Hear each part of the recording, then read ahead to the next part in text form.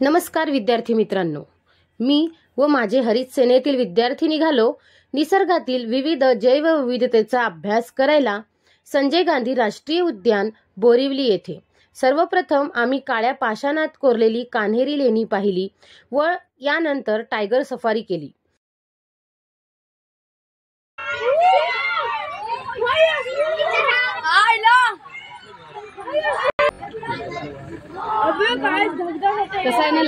यानंतर आम्ही गेलो प्राकृतिक इतिहास संग्रहालयात। यात गेल्यानंतर समजले की प्राण्यांच्या कातळी खऱ्याखुऱ्या होत्या व त्या संरक्षित करण्यासाठी संपूर्ण संग्रहालय हे एसी होते। विविध पक्षी व प्राणी खरंच जिवंत असल्यासारखे होते, कारण पक्ष्यांच्या कातळीपासून पंखांपर्यंत सर्व खरे होते। फक्त पक्षी जिवंत नव्हते, तर ते फक्त संग्रहित केले होते हे पाहून मुलांनाही अप्रूप वाटले आणि कधीही न पाहिलेले पक्षी व खूपच म्हणजे अतिउंच उडणारे पक्षी जे कधीही पाहत नाही ते देखील पाहायला मिळाले।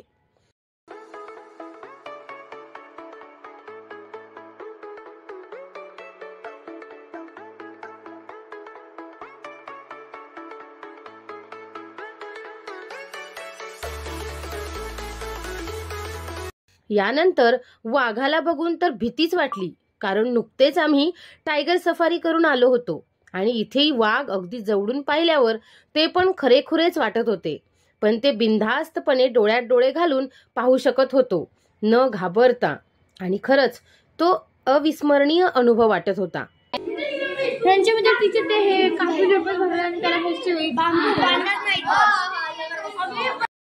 या प्राण्यांविषयी म्हणजे वाघाविषयी, सिंहाविषयी अशा प्रकारची माहिती या ठिकाणी लिहिण्यात आली होती। आशियाई सिंहाचे हे शेवटचे स्थान होते आणि गीर अभयारण्यातून या सिंहाची कातळी आणण्यात आली होती। म्हणजे अशा प्रकारे ती माहिती मिळाल्यानंतर खरंच विद्यार्थ्यांना आनंद होत होता।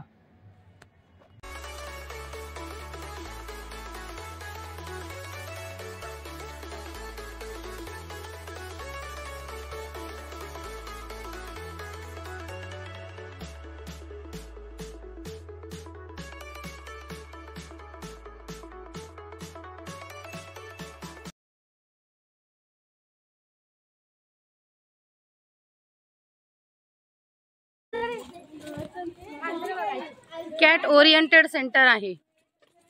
यानंतर आम्ही गेलो मांजर वर्गीय प्राणी पाहायला। यातील सर्व प्राणी प्लास्टिकचे असणार आहे हे आम्हाला आधीच माहीत होते, मात्र त्यांच्या अवयवांची माहिती आम्हाला भरपूर मिळणार होती।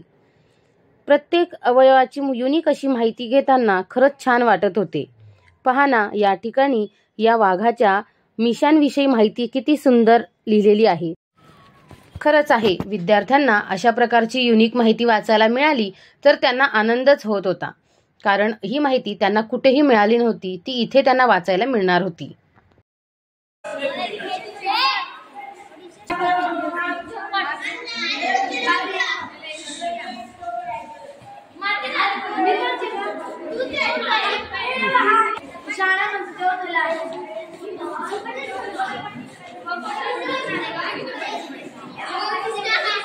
दरवेश शिकारी,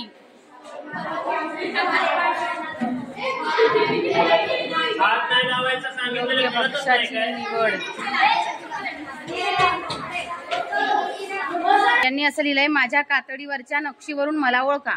मग आता ही नक्षी आहे, ही नक्षी कशाची आहे तर आपण याला ओपन करूया। हा आहे वाघ। आता ही नक्षी कसली आहे तर याच्या सिंह, म्हणजे हे कातळ सिंहाचं असतं। आता हे कोणाचं आहे, चित्ता। हे बघा, हे थोडंसं वेगळं आहे, डिफरंट आहे, दिसतंय ना याच्यापेक्षा। हे डॉट डॉट आहेत आणि हे थोडेसे राऊंडेड आहेत। मग हे कुणाचं आहे तर हे जॅग्वार, कळलं। आता याच्यावरती थोडंसं अजून स्पॉटेड आहे, पण थोडं डिफरंट आहे। हे कुणाचं आहे, हा बिबट्या। मग याला आपण पाहिला, आता बघितला की नाही, म्हणून हा सुंदर भाग आहे, माझ्या कातडीवरच्या नक्षीवरून मला ओळखा। कॅट ओरिएंटेड सेंटरमध्ये आलेलो आहोत आणि कॅट ओरिएंटेड सेंटरमध्ये आपल्याला या पृथ्वी तलावर जेवढे वाईल्ड लाईफ आहेत, लायन आहेत, टायगर आहेत, कॅट आहेत, रस्टी स्पॉटेड कॅट आहेत, आणि मेनी मोर ॲनिमल्स आहे, त्यांच्याविषयी सगळी माहिती आपल्याला या टी व्हीमध्ये मिळणार आहे. तर आपण पाहूयात एकेकाची इन्फॉर्मेशन. इथे आपण इन्फॉर्मेशन मिळवू शकतो. इथे क्लिक केल्यानंतर त्याचा आवाज, त्याची गर्जना हे आपल्याला इथं कळणार आहे.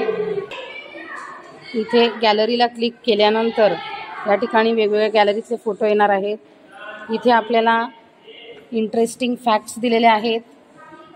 गॅलरी, पुन्हा इथे फीडबॅक आपल्याला जर द्यायचा असेल तर देऊ शकतो आपण. इथे क्विज आहे, त्या क्विजवर आपण सोडवू शकतो. आणि इथे अजून मोर इन्फॉर्मेशन आहे. आता आपण इन्फोमध्ये पुन्हा क्लिक करूयात. आपल्याला ही सर्व माहिती मिळते बिबट्याविषयी.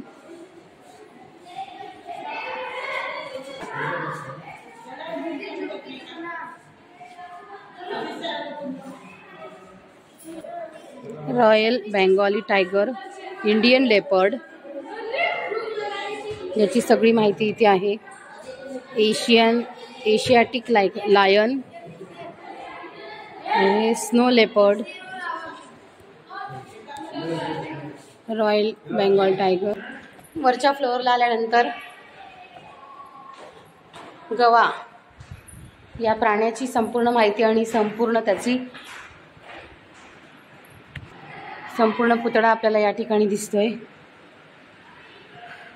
इथे पुन्हा मांजर कुळातील लहान वन्य प्राणी यांची सगळी माहिती या ठिकाणी दिलेली आहे. जंगली मांजर, टिपकेवाली मांजर, सोनेरी मांजर, युरेशियन, कॅरकल,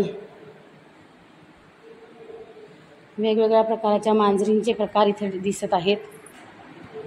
पुन्हा इथे कॅट ओरिएंटेड सेंटरमध्ये आपल्याला इथे कॅटची सगळी माहिती मिळणार आहे. सर्च करूयात. वाईल्ड कॅट्स, हे बघा वेगवेगळ्या प्रकारच्या मांजरी इथे दिसत आहेत. त्यांची नावं पण वेगवेगळी आहेत.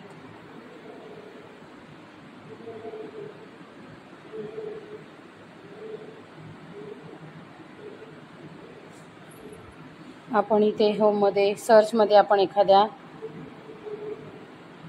त्या मांजरीचं इथे नाव टाकून आपण सगळी माहिती, कीपॅड ओपन झाला आहे, त्याचं नाव टाकून आपण त्याच मांजरीची विशेष माहिती मिळवू शकतो.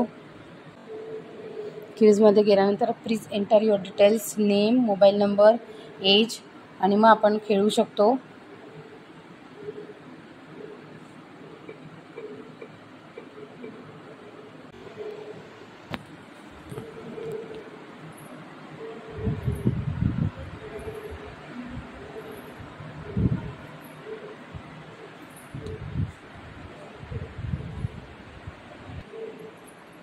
वाव, किती क्यूट आहे. Leopard cat.